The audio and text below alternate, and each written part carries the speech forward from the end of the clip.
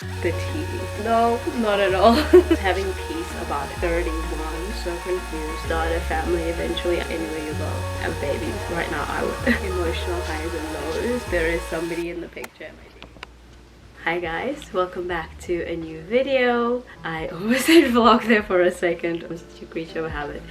But this is going to be the awaited Q&A that I promised you guys. If you've been here long enough, you know how I feel about like sit down videos, so I'm going to try my best. I asked you guys on Instagram, so without further ado, because you guys really came through, there's quite a lot of questions. I haven't looked at them really, so I'm going to be going through these in real time with you guys. And I just realized my battery is on 2.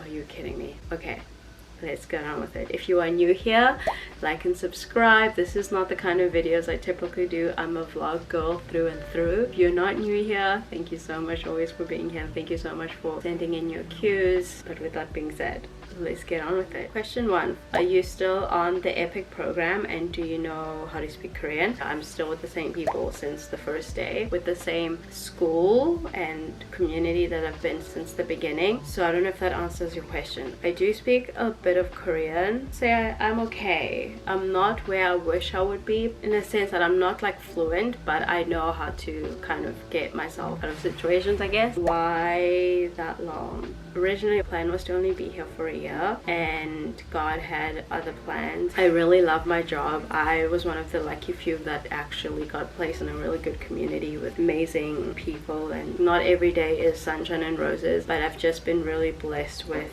just people who have been around me, and I love my kids so much. I honestly really have started to love the Korean lifestyle. I was saying in my previous vlog, when I went home, it felt so weird being back there. I felt like a foreigner in my own country, and that's just a testament of how my life here has just completely shifted, and I've become quite used to it. Another reason I've been here this long, I think just with everything that's gone on back home, I think post-COVID as well, it's just the spark isn't there for me anymore. But never say never.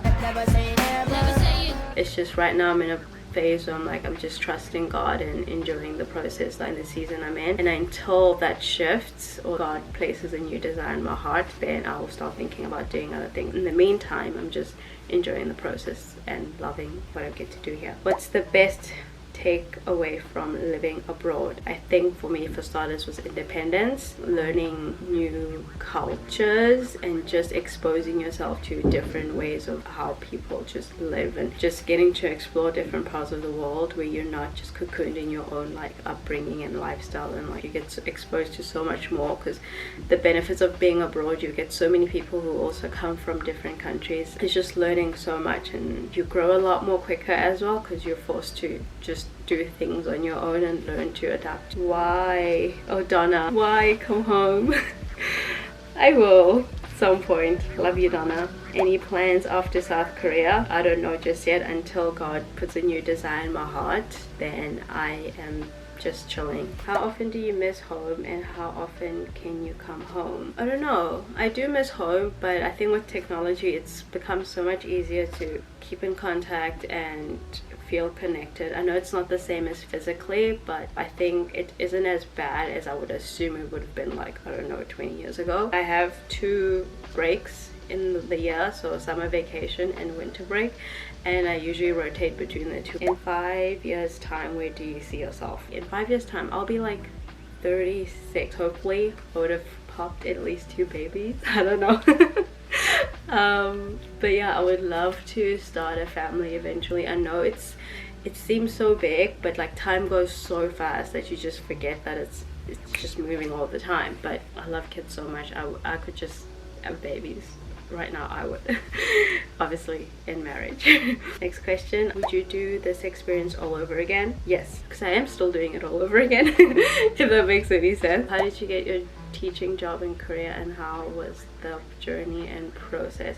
I think I explained this in my previous Q&A, so I will link the video below. But I did go through an agency, Travel Bud in South Africa, and then they linked me to Explore Asia, and then Explore Asia was Hands Korea, so it was all just like linked. How have you gotten over feeling left out of all the big milestones your family experiences without you? Yeah, that's a tough one, because I also think not only just my families but also like my friends. Like my best friend had a wedding and I couldn't be there for that. Oh, that's a good one. However, I think also just being in contact, being able to video call, that's been really, really helpful. And like just talking about it, and obviously you cry it out when you need to and you get up and keep going, but it is quite sad. I think the biggest thing that's really tough is when somebody you love or your family goes through something and you can't be there. You can only like be there like secondhand.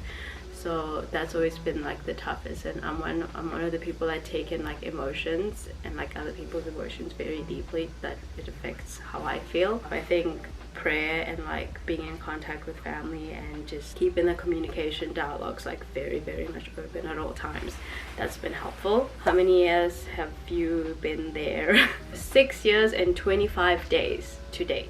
At what age are you planning to become a mother? If I could, I would do it now. I'm so ready. Jesus, take the wheel. Yeah, that's one of the biggest things. Like, I really do desire, God willing. Do you see your future in South Korea? This one, I don't know yet. I haven't like thought beyond like what I'm doing on the daily, but I could see it. I just, right now it's easier for me to picture it here than it is to picture it back in South Africa, just with the state of everything that's going on back home. So yeah.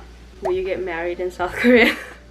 Okay, yeah, that's along the same lines. I don't know. If the Lord wills it, then that's the plan. But I'm not intentionally trying to go out of my way to do that. But yeah. Next question. I love your vlogs. Keep going. Thank you. Are you open to meet your tube friends if we happen to be in South Korea? Oh my gosh, I'll link the other video too when I met some of you guys in Daegu. I don't know, it's the most weirdest experience. Felt so surreal. And I know I interact with you guys on like comments and stuff, but seeing like your actual faces, it's like, oh my goodness, you're actually a real person and you're watching me. It's so wild and I love it. It honestly makes my day. So 100% I would love to, but it's also like very scary for me. I don't know why. Okay, will you be moving to a different province? No. I love my town. Like I said earlier, it's hard for me to think of starting all over with a new set of kids. I don't know, it's just one of the toughest things for me is terminating relationships, especially when it's like with my students. I've built up with them for so long. It would be so heartbreaking. And then also with my community and friends that I have in my town, I just don't think I have it in me just yet. How did you learn Korean? In the beginning, I was intentional, like just online, and then play the games. I can't remember what app I used. A lot of Korean drama. When Mina was here, we used to have like a tradition every Tuesday and Thursdays. We watched Korean drama, Korean music. I just like immersed myself in a lot of like Korean stuff, and I've always been really good at languages. Even in school, I loved to just learn different languages, and I've always been fascinated by it, so I picked up very, very quickly. But I feel like if I had actually gone and taken like, you know, like online you can do classes or getting a tutor, I feel like I would have been so much better right now with my years. But it's all just been like on my own, but I haven't been honestly taking it seriously as much as I wish I had. But I'm not fluent also. I'm still learning. Every day I'm learning. Also, speaking Korean just with other Korean people, it really helps, because then they actually can correct you and help you. So when I am with Uni, I try to speak Korean with my other Korean friends. Are you excited for your visitors in December? My best friend's coming with her husband, the one I mentioned earlier about the wedding. So they're coming to visit me this December.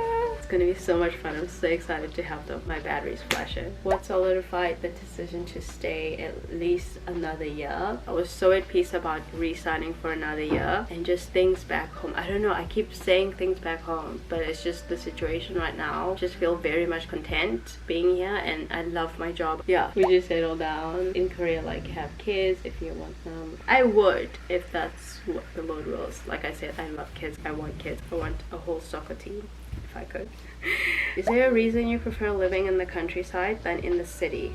Actually, in the beginning I hated it. I cried for the first 2 weeks and I wanted to go home. My mom told me to stick it out for at least 3 months and just try it out, and after that I was sold. I love how peaceful it is. It feels like a getaway from like the city, just because the cities in Korea are quite like intense, like it's like go go go, so many people. That overwhelms me now. So I just love the solitude that I get here and the lifestyle and routine that I get to have here, and the people here are so much nicer and they're so welcoming and so loving. And as I've gotten older also, I think I've learned to embrace the simple living and just enjoy just the day-to-day things. So, okay, take 2.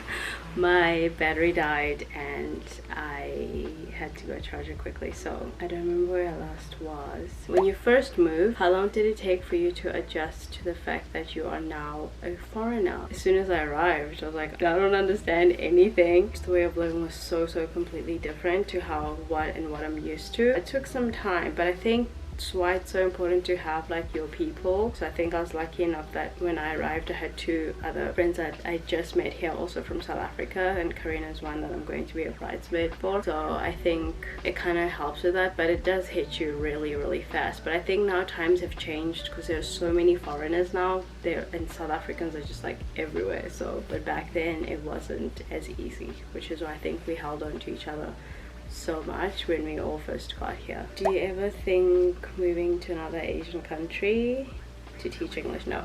If I leave Korea, then I'm leaving. I'm not going back home. Those are the only 2 options. If you ever come back to South Africa, what would your plan be? I would like to go in the field of social work still. That's always been my dream. I've always been passionate about working with kids, specifically in schools also, but I wouldn't necessarily teach back home, especially after having the luxury of teaching the kids here. Is it easy to purchase a vehicle there? I've never gotten one because I've always been like, I'm gonna leave, and also the driving here is ridiculous. I am so scared just being a passenger. But I would say probably 70% of teachers in my town have cars.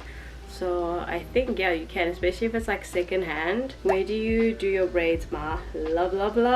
I go to a lady, Terry. She's in Daegu. She recently moved though to another part of Daegu, which is like really far, but she's been the one that I've gone to ever since I've been here. Last time I tried a different person and it was just a lot. So I'm either just going to try commit to just going to her, or I'll just do them myself at home. But Terry hair braids in Daegu, she's been my go-to. Is it easy to find South Africans in Korea? We're everywhere. So yeah, and there's a lot of South African communities and groups and chats on like Facebook, and yeah, we're everywhere. It's not easy settling here, but you seem to have cracked it. But I just arrived. Maybe patience.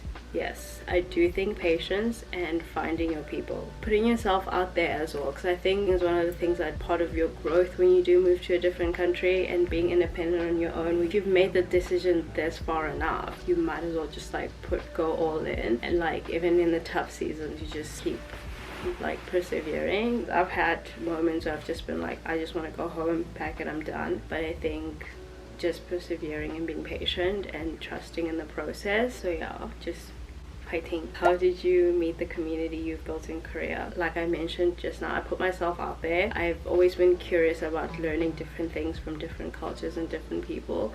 So I literally, the first time like in my town, I went to the nail shop, just randomly walked in one day, and I was like, I just need to get my nails done, and the lady didn't speak any English, so then she's just like 3, and I was like, okay, that means I need to come back at 3. When I got back, she had asked 2 girls who were in the middle school to come in and help her translate so I can get my nails done. And like one of the girls is Sungju, and I've just known her since then, and now I have like this really solid community through her with her mom, and going to the gym and meeting people. Well, I am an extrovert at heart, but yeah, I think it's all about putting yourself out there and like taking initiative, and your people will find you as well. So keep at it. If you were to continue with your studies while abroad, which institution would you choose and why? Neither. I'm not going back to studying. That season of my life is way over. I went to UCT, so I'm gonna be biased and maybe say UCT, but I would not do that again. No, it was great, but like the thought of like being a student again, I just don't see myself in that kind of setting. I'm like enjoying being independent, making my own income, going to work and having my own routine. That's something that I've really like grown to love, so I don't think I would do that. Can you please give us a summary of your first year in Korea, the ups and downs? I was so confused. I was so unhappy. I would say the first 2 weeks, like I mentioned earlier, and I was able to build like a community of friends, which kind of like kept me going, and then just falling in love with the kids the food, the services here, the community has just made it so much more easier as the years have gone by. And I mean, there are days of frustrations and like emotional highs and lows, stuff going on at home, not being there ASAP Rocky, and even getting access to like little things like hair products or makeup. Those are like, they sound so like little and fickle, but like you just don't realize how much of a world of a difference it makes. And I think now with the internet and like brands just expanding makes a world of a difference. And getting my hair done and treating my hair, it's just like those little things you don't realize how they're such like the basics until you move somewhere else where they don't have any of that. That's how we've grown up. It's just been able to access like little things like that, and then not being able to have been really frustrating, I would say. Yeah, I don't know if that kind of helps.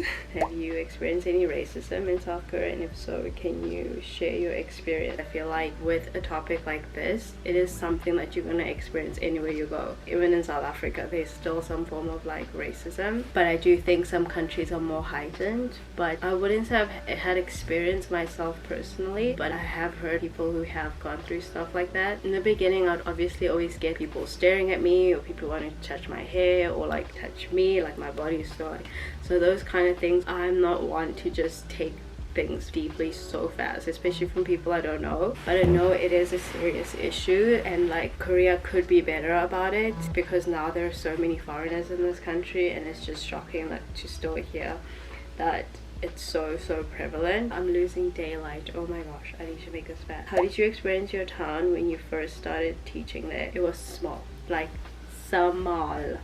Like I said, I was miserable. I didn't like it. I was not used to this. I was just, it felt so weird. It didn't feel like I was on planet Earth, if that makes any sense. Erica, you're not allowed to watch my videos anymore. I said so. How are you? I'm fine, thank you. How are you? I see a lot of teachers are moving to China from Korea. Ain't you tempted? No, not at all. There's a lot of questions about, am I seeing somebody? Is there somebody in the picture? All I'm going to say is the roots are sprouting, if that's even the term. The garden is growing some flowers. The water's in the kettle and it's boiling. That's the tea. So yeah, with that being said, I am going to end up the Q&A here. There were a lot of questions that were similar, so I tried to answer to my best of my ability. Thank you again so much for submitting these. I really appreciate you guys, and I'm so thankful that I get to do this and like share with you my experience here. I hope it's helped you get an idea of like what my life has been like here. I'll link my other video that I did previously, because I feel like a lot of them were also quite similar. And I hope you guys are having a good day, a good morning, a good evening, wherever you are. I hope you're staying safe, cool or warm whenever you're watching this. Thank you so much. Much love.